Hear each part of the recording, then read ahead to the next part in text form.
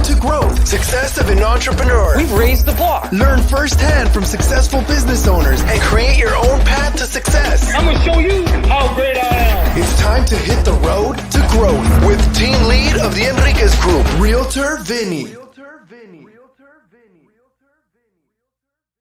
Hi, you Road to Growth listeners. Today I have Sid. He is an author and a health coach. Thank you, Sid, for being here. Thanks, Vinny. Good to be here.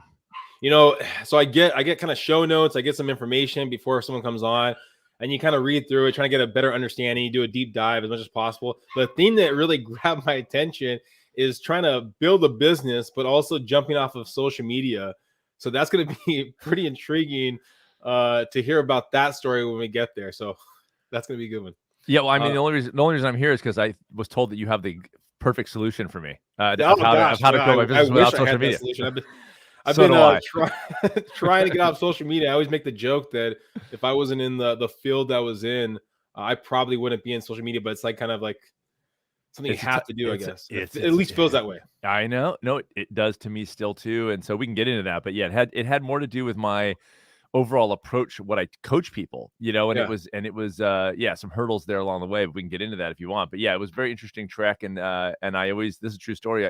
When I deleted Facebook, I know this isn't video, but whoever's listening will picture my hand trembling. My hand was literally trembling when I hit the delete button. And I thought, well, this is kind of weird, you know, like my hand's actually trembling as I'm hitting the delete. Like, oh man, there's probably something pretty powerful going on here. So yeah. It's an addiction. I have a friend that got off social media about 10 years ago, I think it was, or maybe 9 years ago. But it's funny because we'll talk, and one of the last things he always asks, he goes, "Hey, have you seen so-and-so on social media? What are they doing these days?" Like, still kind of want that little pull to social media. That's like meta social media. That's like going back. That's like going back to just being social. Okay. Yeah, exactly. Have you heard from so-and-so? You know, they just want you to be on social media so that they don't have to. So they can live vicariously through it. Yeah, exactly. So Sid, the question to get everything going is, what's your elevator pitch? Someone asks, "Hey Sid, what do you do? How would you describe yourself?" I'm a small stepper. I teach people my core strategy. It's called awareness-based habit change. And so it's teaching people how to incorporate and earn long-term habits and behaviors, healthy habits. So that's teaching people long-term. Yeah, I mean, and I know, there's a lot of people out there that, like you say, do yo-yo diets. And something I heard in boxing was because a lot of people make weight is it's actually harder the longer you do that, of kind of going down, going up, and then the next time you do it. So having that steady way of building that ideal weight is something that's going to help you out in the long run, it seems like. Yeah, there's actual physiological damage to yo-yo dieting. It's not just a mental, there's mental damage. You know, people, they lose the weight and everyone goes, "Oh my God, you look fantastic. How'd you do it?" Et cetera, et cetera. And then they gain it back. And so there's a mental cost to that of feeling failure and, you know, people beating themselves up and things like that. But there's a physiological cost too, which is those swings hormonally. Those swings are debilitating, very hard on the body to do. And even at the extreme of the Biggest Loser, those people, they're wondering, the research on the people who are in Biggest Loser and those kinds of like drastic changes, they may have irreparable damage hormonally to their bodies. It's that damaging. So yeah, I mean, there's all things pointing to the benefit of learning how to manage your stress and learning how to truly, you know, bring these changes in and stick with them long term. There's advantages on every front. Well, I think too, I mean, from what I understand, again, it's the mindset of it all. I mean, we look at basically fitness as a mountain, and we're going to the top of the mountain. Yeah, it's really the mountain that really never ends. I mean, having something consistent, it might get easier of a mountain, but once you get to the top and you go, okay, I can relax now. I can have all the cookies, chips, all I want. I mean, it's probably having some kind of balance of life.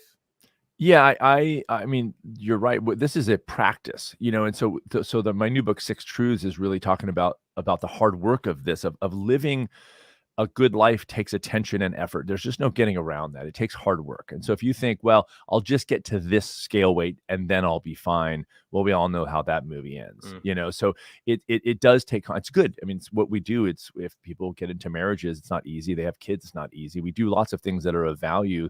They take hard work. Well, so is maintaining your health and happiness. It takes constant attention. You can't phone it in and say, well, I got there, so now I can just relax on everything. So yeah, it's a constant struggle in a good way, you know, that because you earn it every day. You earn it and you feel really good about yourself doing it, you know, so.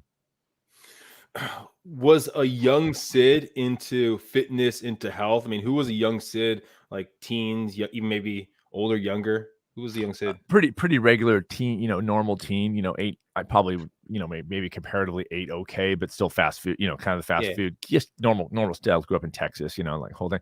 Got into college. I was always here's what I was, an asthmatic and lots of allergies. Oh, wow. That was a through line from my entire youth. Asthma attacks. I was taking allergy injections. I had an asthma inhaler all through college. Graduated from UCLA with a bachelor's degree in philosophy, which I definitely use in my practice now. But I always joked that degree trained me really well for what I was pursuing, which was to be an indie rock musician. So I'm playing music at night, but here I am, an asthmatic, right? And my first foray into any kind of real health thing was somebody handed me a book called Fit for Life. I read it. It was about nutrition. Never read any books about nutrition, but it made a correlation of dairy, frankly, and asthma. So as a test, I gave up dairy for a month. My asthma went away for the first time in 22 years. Wow. And it has never come back. So even though I was playing music and later went into acting and was making a living as an actor in Los Angeles for 20 years, that kind of how that unfolded. When my wife and I and our first child ended up moving up to Mendocino, I went back to school and became a nutritionist. I had been reading at that point, book after book, since I was 22. I was so fascinated by the idea that I had some semblance of control over something that before that I thought I had no control over. Inhaler goes in the trash. Asthma, my allergies gone almost entirely. And I was thinking, this is pretty great. Here I am singing and like having no asthma going on. Back then I was a recreational runner, a few miles here, a few miles there, no asthma. I'm going, this is fantastic. So yeah, that's what began that process. Well, being in the spotlight of being a musician, being an actor, it would seem that fitness, kind of your appearance, would be a huge factor. So were you pretty much into, I know you do a little bit of running. Was it a routine did you have a diet going on even at that time? Not really. I knocked dairy out, but other than that, it was kind of a little bit of a free for all. A recreational runner. Look, you can see me on video. I'm not the Matthew McConaughey of actors. I was a character actor. You'd see me in, I was in I was in American Express commercials and I was, I did some movies and, I was always like the character guy, but I just personally, and definitely as a musician and performer, my band toured in US and Canada and Europe. And there was definitely that part of me wanted to be fit, wanted to feel good in my body, wanted to have energy. It's hard work to kind of do that kind of stuff. So there was that concern on the music side for sure. But just general fitness, just general feeling good. Once I had a child, being healthy and being an example I have 3 kids now, twins. In addition, we're going to have one more and we had twins. So that's how that rolled out anyways. And so, and so clearly like taking care of myself and being fit is a value for me for sure. What was that trigger? When did that thought come about that you wanted to be a health coach, write a book? Was it something that you always had, or was it something kind of over time, or where did that come about? I think it was there on some level. I was always interested in it because of what happened when I was 22. And so just reading books, it was just I would call it at that point a hobby, but I was fairly informed. I was reading lots of stuff, and especially when I was a full-time actor, I had a lot of time on my hands. So, I was like playing music all the time but I was this thing on the side here. So finally when LA just got its best on me, we were just burnt on Los Angeles after 20 years. We're like, we're getting out of here. So we moved to this little town in Mendocino. Well, I started managing a restaurant at a resort called the Stanford Inn, and they have a wellness center. So I'm talking to the owner about nutrition. I'm like, and I'm just loving this. And there was just this kind of switch one day. I was just like, you know what? I'm going to pursue going back to school, becoming a nutritionist. I think this is a subject that I really love, and I love talking about it. And people would ask me for advice, but I didn't really have the cred of, that kind of thing. And so I went back to school in 2008. It was a 1.5-year program, became a certified nutritionist. And then the owners at the Stanford, Jeff and Joan Stanford, said, yeah, if you become certified and insured, you can start teaching classes. So at that point, I started teaching nutrition classes. I started working with clients, which really informed my first book, Approaching the Natural, because people just weren't sticking with my recommendations long-term. And that's when I started to see like, oh, wait a second, diets don't work. And essentially what I'm doing as a nutritionist is handing them a diet. I'm not giving them any tools. I'm giving them the information, but no tools to continue to work with it long enough for it to make a difference. So they were burning out after a month. And I thought, this is just a stupid diet. So I backed back out. This is where the philosophy came in. Went back to the drawing board, really formulated and said, what is health? What is happiness?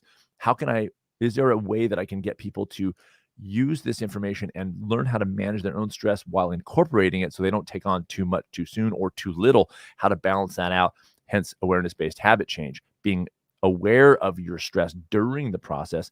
So that was approaching the natural. My next book, Raising Healthy Parents, was simply working with parents and realizing that a major source of their stress is the family. It's great, but it's also family, tired and irritable, all these kinds of things. And so Raising Healthy Parents was, hey, parents, it's time we need to take care of ourselves. It's super important to be that example for your kids, but also to be healthy and happy so that you can be with your kids the way that you want to be. If you're angry and underslept, you're going to be more irritable with your children. You're not going to be in a good enough mood, all those kinds of things. And then I took it out one more step with 6 Truths, which is essentially like a happiness manifesto. It's like my 6 truths of how to be happy. So it was definitely working with clients, learning from them. What are their stumbling blocks? What are my own personal stumbling blocks? Going back to the drawing board each time as a more of a philosophy kind of thing, and sitting down, backing out and going, what is really at stake here? A couple questions in there. Were you still a musician at that time while you were teaching, or did you give the acting and the music up when you transitioned over? Yeah, well, I moved to Mendocino, which is a small town. Then my initial idea was, we're going to move. We're going to get out of LA, right? So we come up to LA. Up to Mendocino, it's a little town, like the anti-LA. And my thought was, okay, I will go back down to LA. I'll call my agent and say, I'm going to be down there, and I'll just audition from time to time, stay on a friend's couch and fly back. Every time I called my agent, they'd go like, well, you moved at a good time because there's nothing going on. There's just not enough going on. So that's when I started looking for, then I was like so ill planned. I was like, okay, well, now I got to look for a job. My wife's a graphic designer, so she was making some money, but I was like, clearly not enough. Most of our income was from my acting. So that was just dried up. Music was interesting. And it's interesting that you bring it up because I was kind of burnt on music at that point. We'd done 4 albums, my band, and toured, like I said, and LA was just it just was really not making me happy. So we got out of here, and my guitar sat in its case for a few years. I was burnt. Interestingly, what you mentioned in the beginning is I quit social media in 2018. I'm not kidding you. Within months of that happening, I started writing again for the first time. Oh, wow. And over the next couple of years, wrote an entire album's worth of music. And so, total by coincidence, this past weekend, I drove to Los Angeles. My drummer came back out. We went to a studio and began the recording of a new album, the first time in 15 years. So I literally just got back from that 3 days ago. And so it's kind of like a thing in my life again. It's very exciting, super cool to kind of have that creative part. And when I coach people, I definitely bring in, through my small steps approach, creativity back. Sometimes people put that on the back burner, or they used to play, they used to paint, they used to write. Well, through my small steps approach, they're bringing those things back in, and it's very fulfilling for them and very, I've seen crazy stuff. I've seen people begin to work on their novel again, and it affects their eating habits. Why? Because they're less stressed, they're happier, and they're less reactive in the kitchen. And so there's really cool things happening when you don't make it all about food. What do you feel that the passion of the music getting back into it might take away from any of the coaching you do, or any of the writing or anything else? Or is it, you feel like you can kind of balance the old love with the new love? Yeah, that's a great question, because as a small stepper, and I don't think I could do what I do right now without practicing what I preach as a small stepper. I have my unique approach of small stepping is again, awareness-based habit change. So it's not everything equal. Music is not a major part of my life. Back before I had children, when I was doing it full time, I was in the studio writing almost every single day, rehearsing with my band. I don't do that. I play once a week, literally once a week. I come down to my studio for maybe 10, 15 minutes, play the guitar. I'm not kidding. That's what it is. So absolutely, it is part of the complexity of us as human beings. We do multiple. I believe we're happier when we do multiple things. If we make our lives all about music, or even all about the family, and I'm a family man first and foremost. But not only, if I don't have anything else going on, I have suffered. I have felt like, oh, I really want to be doing this other thing, but I don't have the time. Well, as a small stepper, you go, you know what? Do you have once a week? Do you have 10 minutes a week? Yeah, I have 10 minutes. Okay, do that. It makes a difference. So my family's number one, coaching, and my running a wellness center at a resort. That's number 2. But also, I'm working on a new book. I direct an ultramarathon that's in April, and this music thing. Now, this music thing, I just went for the weekend, and I won't do music for probably another month, before I have time to go back down and continue working on it. So I'm not in any rush. I'm not trying to get it done. I have to put anything on hold to get that done. So part of my coaching really is telling people, like, you don't have to put your life on hold to do any one thing. You can learn how to prioritize and negotiate through awareness-based habit change to get all those things done and still have your priorities at the top of the list. Well, again, going back to the idea of when you transition up north, right? And you said that, okay, well, the money was drying up with the acting. You had to find a job. So was the job the coaching, or did you have to get a side job to afford it when you're originally getting going? The cost of getting into coaching, the cost of writing the book, what was that process like? Yeah, the coaching came like 2 years. Going back to school came 2 years after we moved. So my first job literally was managing a restaurant at the resort. Now I'm the wellness programs director at that resort, but that's where it started. That was literally just, we had a child. It was a night job. It was good because I could be home during the day with the baby. My wife was working in our house as a graphic designer. So that was just it. And I literally had we moved up here with very little plan. Like, it was not in retrospect, like a great move, but also a crazy move. There was one point we were sitting on our counters, and my wife and I looked at each other and went, what did we just do? We had a whole thing in LA and we just bailed to have land and be outside and be, and not have traffic or parking meters. And so it was literally just a job. It was by being at the Stanford Inn and having that core ability to kind of make it okay, not great, but managing a restaurant, what it is. But I was able to go to school at the same time while having that job. So once that finished and I was done with my program, then I transitioned to more of the wellness thing. I still help co-manage the restaurant a little bit. It's a small town and we don't have a lot of people around here. So Jeff Stanford and I oversee the restaurant, but I'm also the wellness programs director. And so then it moved into that transition. So that's how that happened. But he was, I think you said that after you did the classes, you actually were able to put together a wellness, sessions there actually at the inn, correct? Yeah, that's like nutrition. I do nutrition classes and cooking classes, and I teach classes on my small steps approach. But that's not my coaching. So my coaching, my small steps online program at smallsteppers.com, that's separate. My small step intensive private coaching model, that's all separate from the resort. The resort is guests come in, they want a wellness experience. I'm doing one today.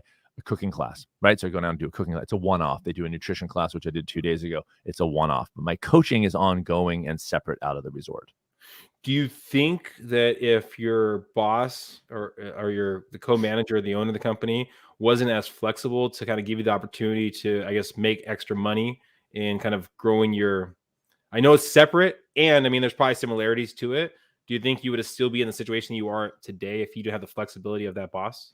That's a super good question. I don't know the answer to that. I do know this, their flexibility and support. I mean, good Lord, when I went back to school, I was like, hey, can I do this? They're like, yeah, we'll pay for it. Literally, totally. And then when I wrote my books, especially my second book, Raising Healthy Parents, very busy at the end. I said, listen, I went to the owners. I said, pay me less money, because when I wrote my first book, I was up till 2 a.m, back up at 6 a.m. trying to write before the kids are awake, only writing after they're asleep, and working. It almost killed me writing a health book, ironically, right? So that I write Raising Healthy Parents. I said, listen, pay me less money, but I need to be able to write at some during the day, because I can't do what I did for the first book. It was just too brutal. And they go, well, here's what we'll do. We'll pay you the same money, and you can work during the day. Right. So, it was like, they've been incredible. So I show up to work in the morning, I make a coffee, I'm sitting in the lobby, and I wrote almost that entire book in the lobby of the resort. And then obviously people needed me. I was there. So it wasn't like that. But so they're very flexible about that. They're very supportive about that.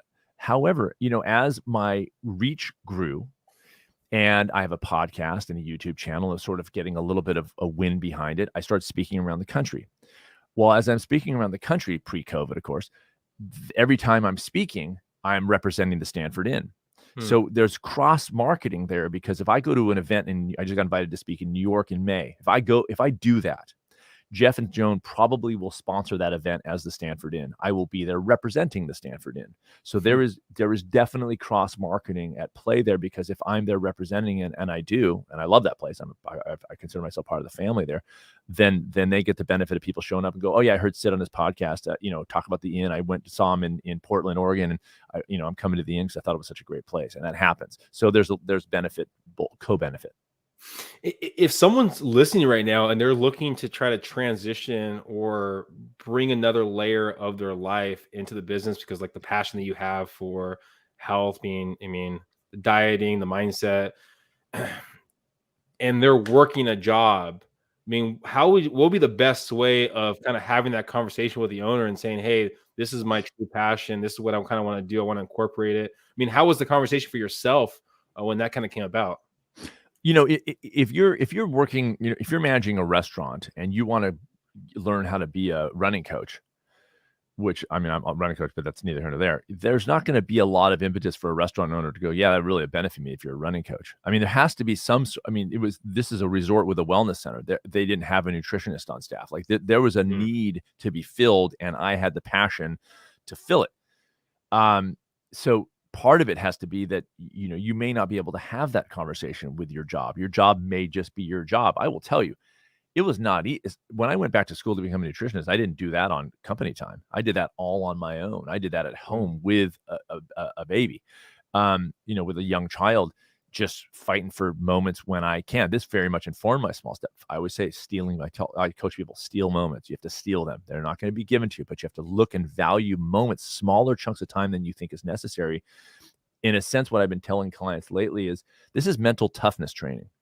I have learned through my own process, and people are learning how to get a lot done in a very small amount of time. I can open my book file. I'm working on a new book now, and in 15 minutes get more done than I used to get done in an hour because of social media, and I've getting on the news, and I'm on YouTube, and now I can sort of focus in and say, okay, put my noise canceling headphones on, open the thing, and just freaking nail it for 15 minutes and get a lot done. And I remember years ago in LA, I had a buddy of mine who was a working screenwriter, and he had a kid. He used to go to the studio 8 hours. He'd write every day.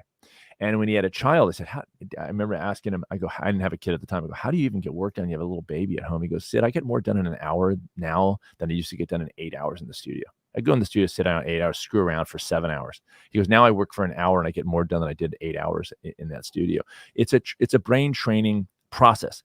In this case, was instigated by a child, but it's really a great tool and talent to have to enable you if you want more out of your life than the job you're working. And sometimes people they're good with the job, but if you want more and you want to do something like I do with music, it's a mental toughness training of honing a focus to allow you to do smaller chunks so you don't have to give up everything in order to do this thing that adds a lot to your life and makes you happier in the long run.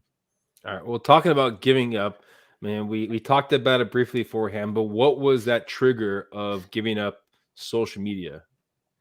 I hate to be a broken record, but awareness-based habit change. The awareness in my own life of feeling I didn't feel good when I was on it. I didn't feel good about it. I didn't feel physical. Like I felt like almost like a visceral kind of thing. I'd be on a run. I'm an ultra runner now, but I'd be on a run on a trail and I would see some beautiful view. And my first thought wouldn't be, that's so beautiful. It would be, that'd be a good Instagram. Right. And I was like, what is happening in the world that I can't even experience something firsthand without thinking, is this going to be a good post? And so I felt myself transitioning. I hired a virtual assistant who was sort of doing most of my posting, but it just felt people would comment stuff. And I was like, you know what? I'm not asking for your opinion. I know that this is now comment culture and everybody's an authority about everything because they have a free Twitter account, but it wasn't something that I wanted to engage with. Then I started reading things.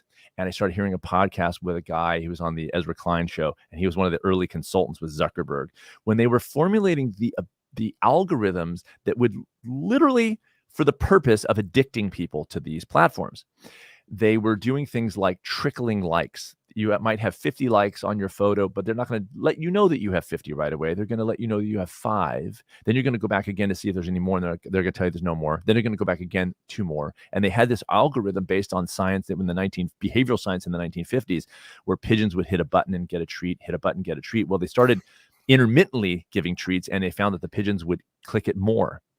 When they didn't get it every time, they would click it more. Well, they used this science and this psychology to really facilitate an addictive relationship between these things. As I was listening to this stuff, I said, this is crappy. Then about the kid, things about children, then about, manipulating headlines and trying to make things negative for clickbait. The whole thing and this is before the Social Dilemma documentary that's out. I thought this is just I don't like it. I don't dig it. So I thought, let me just see what this is like. And I'm a practitioner, I'm a coach. So I took it to the extreme. In my new book, I'm like, look, you don't have to quit it, but recognize that it is for many people a stressor. If it's used in minimal ways, it can be very nice. You can keep in touch with people. Fantastic. I went to the extreme to see what it was like. But for a lot of people, I've had clients with digestive issues, and they want me to change their diet. And I go, your diet's pretty darn good. You know what you're doing? Spending 5 hours on Facebook arguing with people. That is there's a physical cost to increased stress, chronic stress in our lives. It's documented. It's not controversial even. Chronic stress has physical damage to it. So social media is one of those causes. Kids 10 to 19 years old in this country, a leading cause of death, suicide, anxiety, depression are on the rise. Is it all social media? No. Is it a factor? Absolutely, it's a factor. Documented, it's a factor. So kids are having a hard time with this kind of detached from actual socializing and on their phones, and who's liking my photo, and I'm comparing myself to this person. The whole model is a little bit askew in my opinion. So I quit, dumped it. Just literally, I was LinkedIn, which wasn't even like, so I dumped it all at once. LinkedIn, Facebook, Twitter, Instagram, Strava, which I actually kind of dig. Strava. It's like a running athlete. You post your runs and everything. But I was like, I'm getting rid of all of it. Let me see what's like to just have this massive amount of free time on my hands. That's when I started writing music almost quickly, like within a month thereafter. Were you afraid at all, because you're starting a business? You're building a business, and social media, I think, is big for a lot of business owners out there, especially in our day and culture. I mean, were you afraid of dropping it? You might lose business. Oh no, I definitely lost business. Okay. No, I mean, I definitely, this is not magic hour with Sid. I got my ass handed to me. There's no doubt. In my new book, I go, my career took a hit. My happiness got a boost. My life got better. My career took a hit. My podcast, it's called What Sid Thinks. My old podcast was called Approaching the Natural, about, health. And I was on all social media, and I had thousands of listeners. I have less than 1,000 listeners of What Sid Thinks. I don't post. Every time I would do a new episode of Approach the Natural, I'd go to Twitter and I'd go to Instagram, I'd go to Facebook. Here's a new episode up. Kind of nothing now. So my things, but I've kind of just reformulated my approach. I'm much more of a exclusive. I launched in last year my Small Step Intensive, which is a private coaching 3-month where you're literally talking to me every day for 3 months. I take up to 2, maybe 3 clients at a time. It's tops. I charge enough of an amount that it's worth my time and effort, so that it is a significant part of my income, so I don't have to have 20 clients, so I don't have to worry about trying to promote this thing to thousands of people. Now, my online program is in the works right now, and I'm having a struggle promoting that. I have a guy helping me out, a marketing thing, and they're like, you don't need social media. Can you just kind of do it? And I was like, no, I want to figure out if there's a way to do this without it. And I don't, at this point, jury's out. I don't know yet. That's why I came to you. I thought you had the answers. Wait, you said your wife does digital marketing? She's a graphic designer. Graphic designer. Okay. She's logos, media, right? brand. She's on Facebook. Okay. With a private account that Okay. she maybe goes on like once every couple of weeks. So it's like family and cousins, and that's right. And my kids, my twins don't have social media. They're 12 years old, but my daughter has some all private account. You cannot, it's not free for all. Public has no access. Right. So we have allowed a little bit, but we're controlling it. I'm not gonna apologize for it either. Knowing what I know, people go, that's very controlling. I go, you know what? I'm seeing the damage out there. You couple that with what happened with COVID, with kids being isolated in their homes. It's not a good deal. So, look, I'm a huge fan of Zoom. I think Zoom saved a lot of kids during the pandemic. My kids could at least see their friends. We're talking right now. We're being able to see each other amazing. I joked on my podcast, probably inappropriate. I was like, this is the best time for a pandemic because we have this technology that at least I could call my parents and imagine in 1918 not seeing people for like not being able to physically see visually see your family for a year or whatever. At least I could talk to my parents every week and we'd have, cocktail hour with our friends on Zoom. Kind of cool. Not as good as being in the room, but boy, a pretty good deal. So I'm not anti-technology at all. I use technology in my practice and everything else, but social media was the benefits did not outweigh the damage for me. It sounds like there was a really quick transition of positivity that came out given the social media. So there was really I would need to go back to it. I need to sign my account back up. Did that ever come about, or was it just, hey, positivity, all right, we're good to kind of go forward?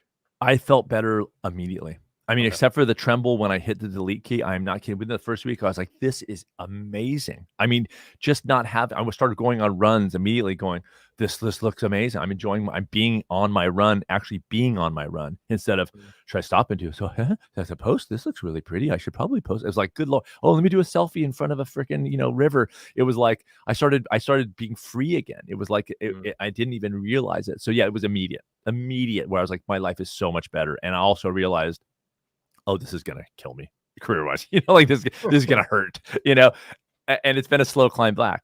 I'm not going to lie to you. And so it's just what it is. But it's just such a tough place for me to be in because the pressure right now to be on social media is real. I mean, people who are helping me with marketing are like, dude, you gotta, and I'm like, there was marketing before social media. Was there not? Like how, and by the way, there's bestsellers, this guy, Cal Newport, he's a PhD at Georgetown. He wrote a book called Deep Work. And he also wrote a book called Digital Minimalism, which is those came out after I quit, but they're definitely, Deep Work didn't, but they're definitely in that mode of like, we're losing the ability to focus long-term. Our brains are very partitioned. Our kids are not, they're so pop that they can't even sit still for a long time. That guy's no social media, 2 best-selling books, 0 social media. So it's not that it's not possible. It's just harder. So I'm keeping hope alive that I'm going to be able to make my mark without having a Facebook account. Where do you see your business, yourself transitioning in the next 5 years? I see. I want my new book to come out in the next year. It's on ultra running, but definitely a philosophy book. My goal is to have Small Steppers, my online program, blow up big. Because it's super effective and it's awesome and it's very much I'm involved because I'm so passionate about it. So I'm doing live Q&As during the online program. That is the thing. I had it redesigned over the last couple of years and it's completely brand new and fresh and awesome. That thing I want blown huge. Like I want thousands of people in that thing because it is so effective for people who are. I always joke my best clients are the ones that have done so many yo-yo diets that they are like crawling to me going, I'm so done with this. I never want to do this again. And that to which I say, good, now it's time to get the real work done of actually making your life the way you want it to be. So it's definitely a niche. People are attracted to the flashy promise of a 10 pounds in 21 days. There's no doubt about it. The marketing on that, the psychology of the marketing on that is very powerful. But there is a market for people who are done with that crap and they want to do it for real, and they're willing to do the hard work of it. And I'm waiting in the wings for that thing to kind of spread by ideally, I guess word of mouth is my best bet. But I don't know, like YouTube ads. I'm exploring sort of ways to get that done. I mean, how do you compete with those shiny objects? I mean, because like you said, is it? And I guess you kind of already brought it up. It's people that have tried those diets, have kind of yo-yoed back and then kind of gone back and then hear from a friend, a family member, whoever it might be. Hey, I tried this platform with Sid. At least give him a call. At least take a look. Is that kind of like roughly the game plan? Correct. That's what it is. Like so I'm not cut off from the world. I have a YouTube channel. Yeah. Now what I did was some people consider YouTube a social media. I don't. I'm on the fence on that. I don't know. Don't care. What I did do is turned off comments on my YouTube channel. And I know that that's it's like blasphemy to do that. But my approach is like, hey, I want to float content and I hope you learn something from it or you hate it. Move on. Don't watch me again. You don't have to leave me a comment telling me how mad you are at me because I wasted 3 minutes of your life. You probably wasted 3 minutes 17 times today. So move on. Or cool that you learned something. You don't also, I appreciate the nice comments, but you don't have to tell me that either. To put it inside your body, in your head, and go and have fun and go make your life better, maybe as a result of it. Super cool. But I have a podcast as well. So I am, and that grows. My podcast is growing. So word of mouth is spreading on that. Well, if people listen to my podcast, they look at the show notes and they see that I'm a coach and that I'm a small stepper, and they can go to my website and learn all about me. And so it's not like I'm not in a cave in Sardinia. Like I'm in the world. I'm just not on social media. So I am putting content out in the world. My books.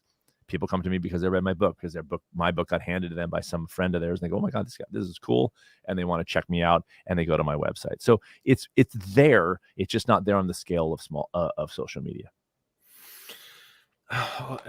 Again, Sid, thank you for being here. I'm going to finish off with this last question. Okay. I mean, if you could look back at your younger self, or maybe someone in that situation, that person that was an actor, that person that was a musician, I mean, what advice would you give them about making the changes to having a better, healthy life? Because I mean, where you're located now, it's probably a little bit easier to be away from the yo-yo diets, all the different fads. I mean, when you're in kind of the heart of it, probably you're seeing it on a daily basis.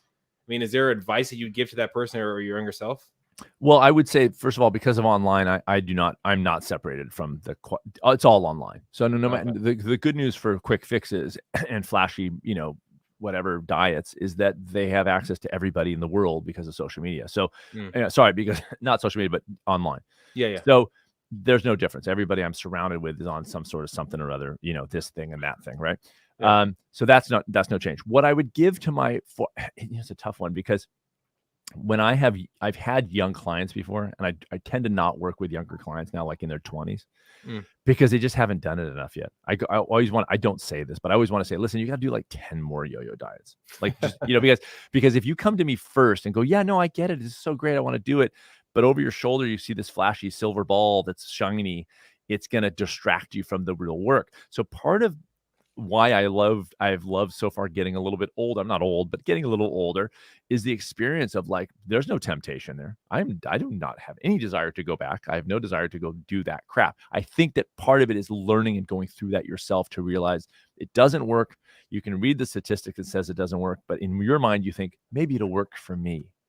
And it doesn't. And so when you realize that and you kind of go through it enough times, you're really ready to do the good work. The one way I would say to younger kids is hard work. It takes hard work. If somebody's selling you something without hard work, it's crap. It just is. You can try it, go for it, give it a shot. Maybe it's different for you, but it won't be. But it's going to be, there is hard work to be done. You can, and one of my truths in 6 Truths is there's no substitute for hard work, and there never will be. It is hard work. That's a good thing, because whenever you get in your life is going to be earned. When you do 10 pounds in 21 days because you do exactly what somebody told you, it feels good for a moment, but you didn't really earn it. It's not real. You know how you know? Because it disappears as soon as it came. So the real work of this is hard work. And if people who are younger accept that, their lives are going to be really, really cool. Yeah. I mean, I know when I'm sore after a really good workout, I feel that much better later that night. I can sleep better. It feels fantastic. So I totally agree with you. It's hard work. Thank you, Sid, for being here. If people are listening, what's the best avenue to get more information about upcoming books, more information about following one of your programs? What's the best way, or maybe when you're speaking engagements, what's the best platform? Facebook. That's a total joke. See how I did that? The best place to go is sidgarzahillman.com. So that's me. That's the portal you'll get about, my books, my blog, my podcast. You can get through there. Podcast is everywhere, but it's a portal. My YouTube videos you can watch on that site. For my online program, smallsteppers.com. And for my private coaching, which some people want the accountability and the personal thing, it's fine, smallstepintensive.com. Those are the 3 places: sidgarzahillman.com, smallsteppers.com, smallstepintensive.com. And you can find me and email me, contact me through all of those sites, and I will check that personally myself. Thank you again, Sid, for being here on the podcast. Everyone, please, that you're listening, please go find Sid. His information is in the show notes. Also, please go to our website. It's in the show notes. We have a lot of nonprofits there that we're always helping out. Please subscribe, please share, and go find Sid. Bye, everyone.